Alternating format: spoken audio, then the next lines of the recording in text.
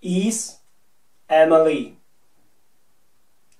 And Emily, I saw you last night by the river.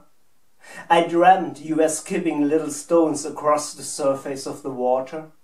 Anyhow, I sat by your side by the water. You taught me the names of the stars overhead that I wrote down in my ledger, frowning at the angle where they lost and slipped under forever.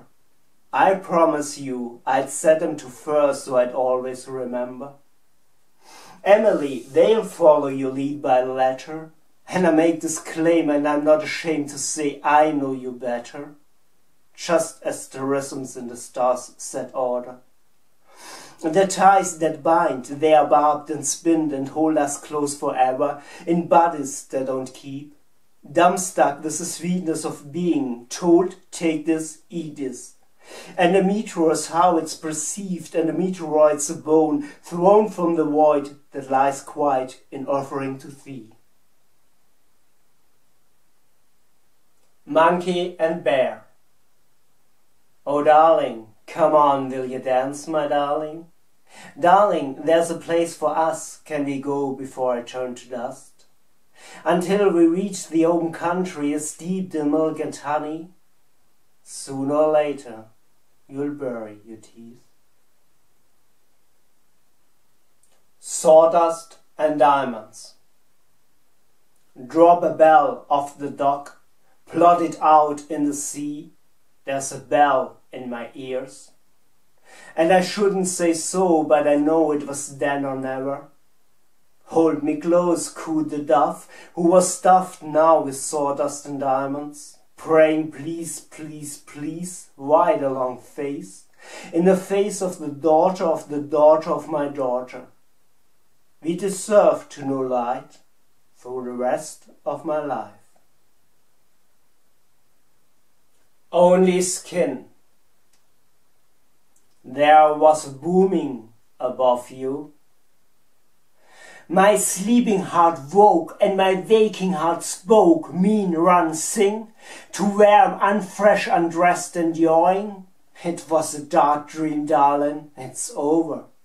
Press on me, we are restless, sing, scrap your knee, it's only skin. When you cut my hair, I'm the happiest woman among all women.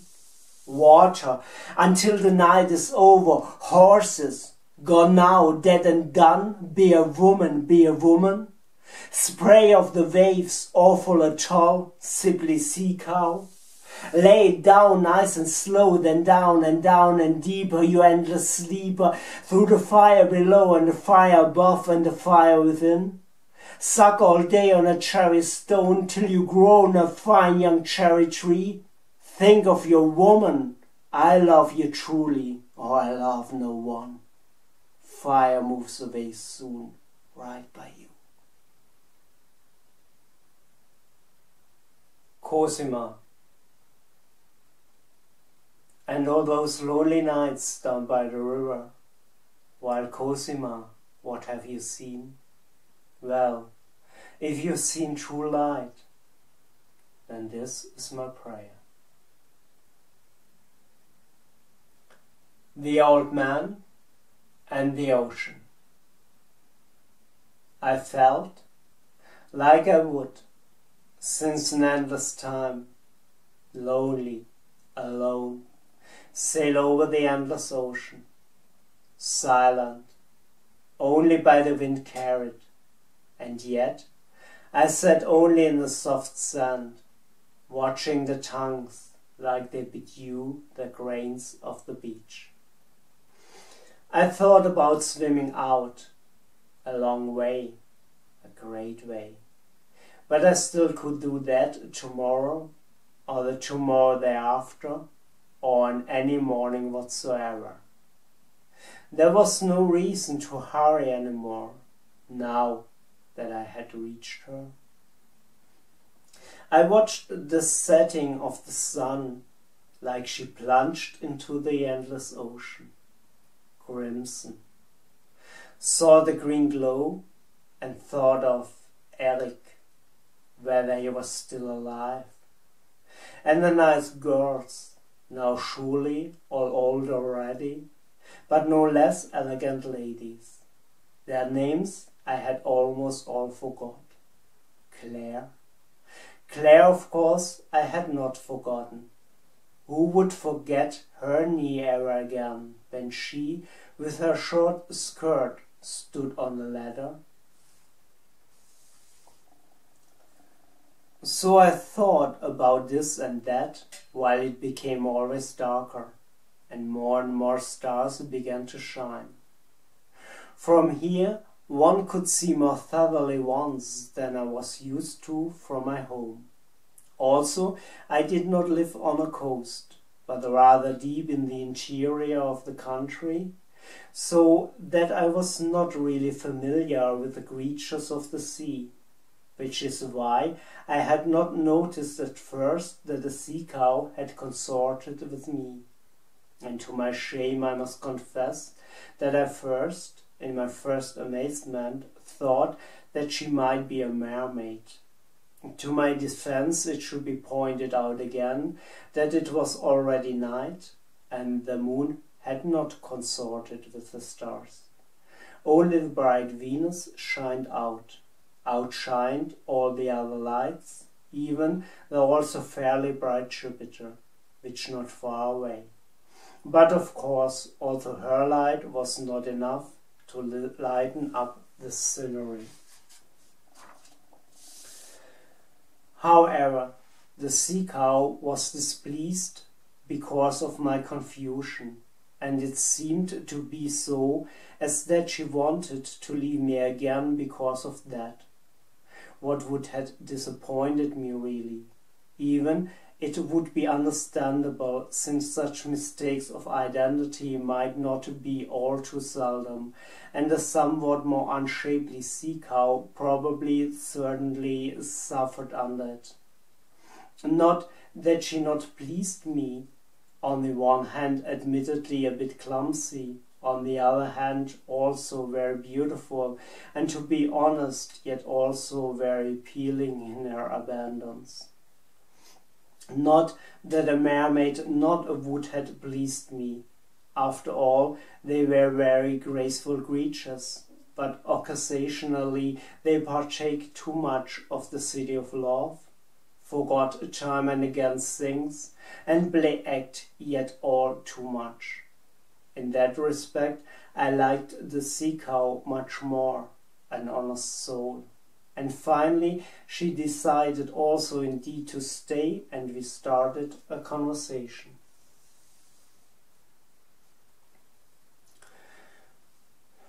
"What brings you to the beach?" the sea cow asked, looking at me with her big eyes. "I live here now," I replied, "right up there," pointed to the small but very beautiful house that stood at the top of the embankment. "Where are they who lived there before?" the sea cow wanted to know, but I could not give her an answer because I had never seen the previous owners. I only had contact with the relator, and he told me that the previous owners had moved away, with a heavy heart of course, due to the beautiful location and the beautiful house. This seemed to disappoint the sea cow something, and I was already afraid she would possibly go now, wherefore I quickly said something. "Are you often here, I mean on the beach?" She looked at me, puzzled. "Excuse me? On the one hand, sea cows get addressed as du. On the other hand, is this my beach?"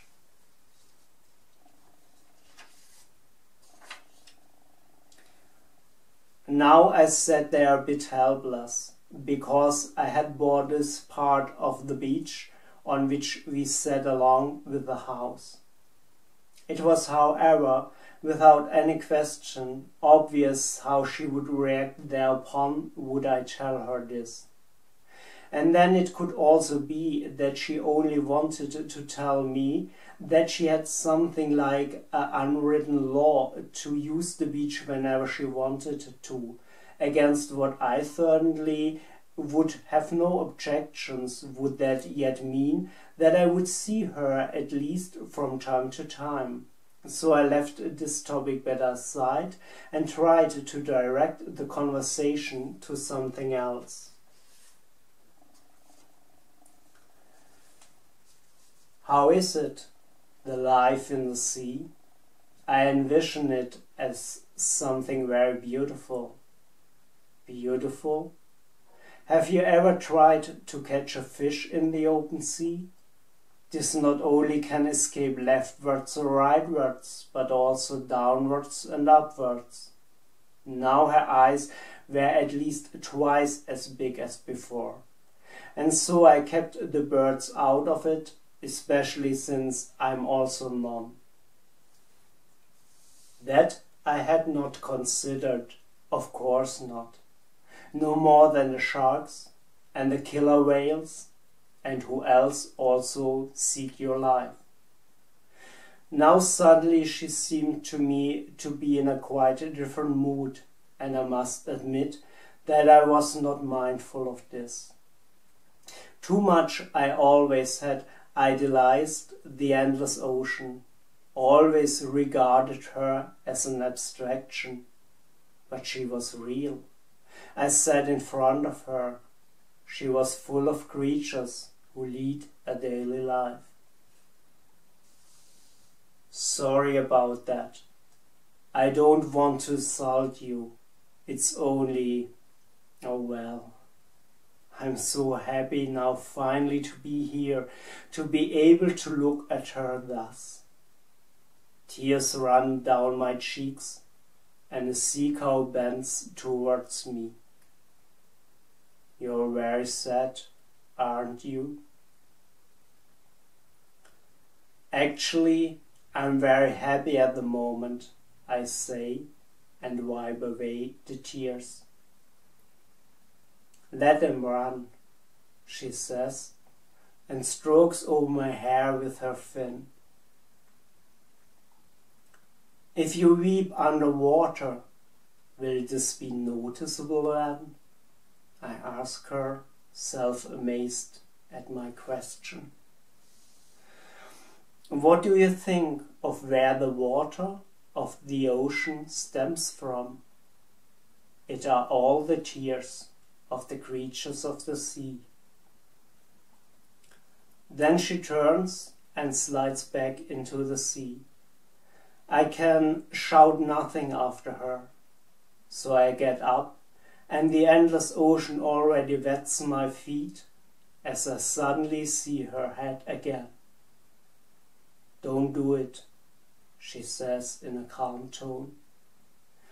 That's the difference between us sea cows and the mermaids. Such a one would have taken you along. Then her head had disappeared again.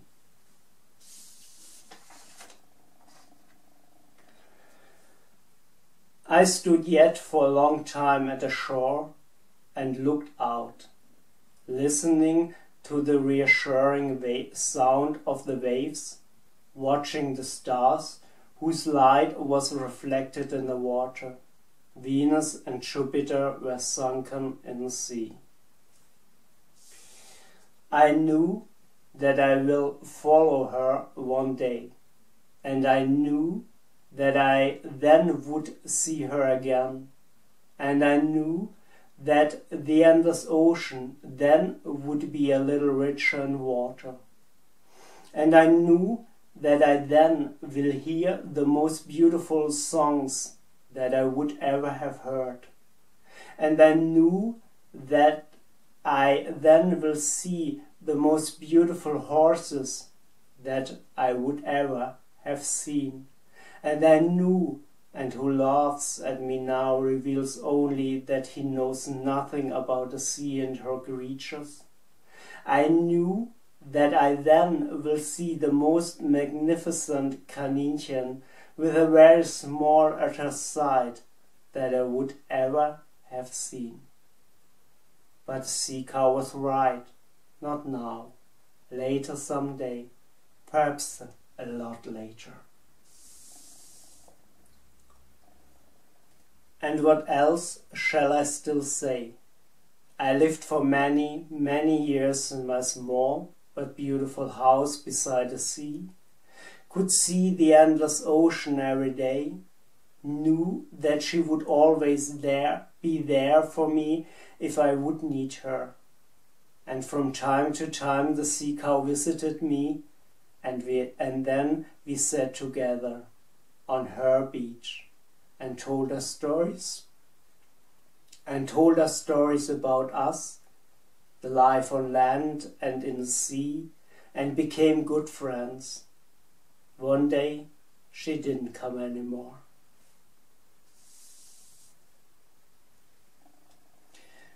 And also I didn't stand up one day anymore, made me a tea, and looked at, as I drank it, on her tender waves. Now I wasn't followed her yet. But at the time when my ashes touches her tender waves, we came together again and stayed such till this day. Thank you, Joanna. Thank you for listening.